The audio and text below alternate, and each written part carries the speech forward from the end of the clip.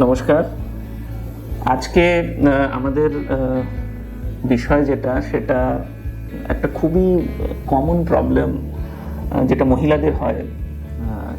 Specifically মহিলারা অনেক সময় আফটার দ্য এজ অফ 30-35 বা যদি কারো multiple episodes of normal vaginal delivery থাকে, তাদের একটা প্রবলেম হয়, সেটা হচ্ছে কাশি দিলে বা হাঁচি দিলে বা জোরে হাসলে ইউরিন বেরিয়ে যায়। আমাদের এদিকের মহিলারা সাধারণত এটাকে খুব ইগনোর করে এবং দেখা যায় যে অলদো প্রবলেমটা এতদিন ধরে হয়ে যাচ্ছে, 10 বছর, 15 বছর, 20 বছর হয়ে যাচ্ছে, but they are suffering in silence. তাদের এই প্রবলেম দূর করার জন্য অনেক সময় তাদেরকে কিন্তু ইউরোলজিস্টের হেল্প নিতে হয়, যেটা আমি দেখতে পাচ্ছি যে মহিলারা সাধারণত they don't speak often about this. নিজেদের মধ্যে কথা বলে নেয়, কিন্তু তারা ভাবে যে অন্যজনেরও তো এটাই রয়েছে, আমারও এটা রয়েছে, তো এটা খুব একটা বড় প্রবলেম নয়। এটা একটা মোটামুটি সোশ্যাল ডিজিজ বলা যেতে পারে। অলদো প্রাণহানি কিছু হয় না, বাট সব সময় একটা ইউরিন লিকেজ হয়, কাশি দিলে ইউরিন লিকেজ হয়ে যায়, কিন্তু দে সাফার জাস্ট লাইক দ্যাট। তো আমার মনে হয় যে এটা নিয়ে লোকজনদের একটা কথা বলার সময় এসছে এবং they should speak up and they should get their proper doctor, a urologist in particular, এবং তাতে যাতে তার সমস্যার সমাধান থাকে সেটা যেন সেই দিকে সে লক্ষ্য রাখে। আমার কাছে মহিলা একজন এসেছিলেন, অনেকেই আসে, তার মধ্যে একজন ছিলেন জানা। নমস্কার, আমি মালতী সরকার বলতেছি। জানার প্রবলেম অলমোস্ট 24 বছর ধরে ছিল এবং উনি ওনার একটা prolonged second phase of labour ছিল ডিউরিং হার লাস্ট ডেলিভারি, এবং সেই সময় তাকে আলটিমেটলি সিজারিয়ান সেকশন করতে হয় because normal vaginal delivery was not successful and not possible also.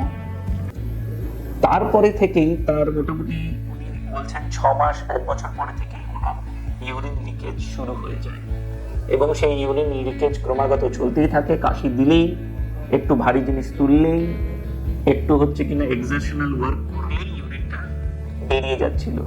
এমতাবস্থায় উনি এসেছিলেন আমার কাছে ওখানেতে দেখাতে, এবং আমি একটা অ্যাসেসমেন্ট করলাম। ওনার অ্যাসেসমেন্ট করার পরে দেখা গেল ওনার যেটা প্রবলেম রয়েছে, which is called stress urinary incontinence।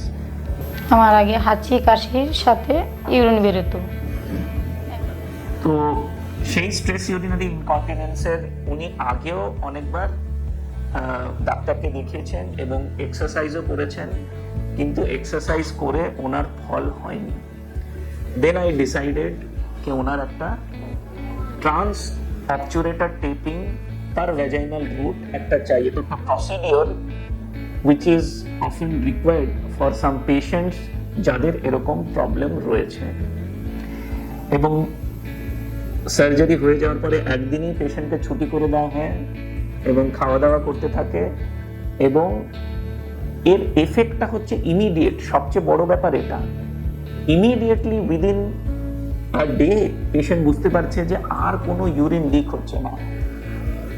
কি সবসময় এরকম হয় না, কিছু কিছু ক্ষেত্রে 3-4 দিন পরে, অনেক সময় 7 দিন পরেও পেশেন্টরা বুঝতে পারে, বাট এনার ক্ষেত্রে উনি একদিনেই বুঝতে পেরেছেন যে কাশি দিলে আর ইউরিন লিক হচ্ছে না, and the effect is immediate. যেটা উনি 24 বছর ধরে সাফার করছিলেন সেটা একদিনের মধ্যেই সেটা সলভ হয়ে গেছিল। এখন আমার কিশোর রায় ডাক্তার দেখানোর পরে আমি এখন অপারেশন হওয়ার পরে এখন আমি একদম পুরোপুরি সুস্থ আছি। হাঁচি কাশির সাথে ইউরিন বেরোচ্ছে না, একদম ভালো আছি আমি। So that is a wonderful response as far as the patient is concerned. Patient এখন ভালো আছে, সুস্থ আছে, এবং he has become socially very acceptable, and উনি নিজেকে অনেক প্রাউড ফিল করছেন যে উনি এরকম একটা সার্জারি করেছেন, এবং উনি সবাইকে আহ্বানও দিচ্ছেন, উনি পারছেন যেভাবেই হোক না কেন যে সবাই এটাতে এগিয়ে আসুক এবং এই প্রবলেম থেকে তাদের উদ্ধার হোক এবং নিজাত পান। নমস্কার।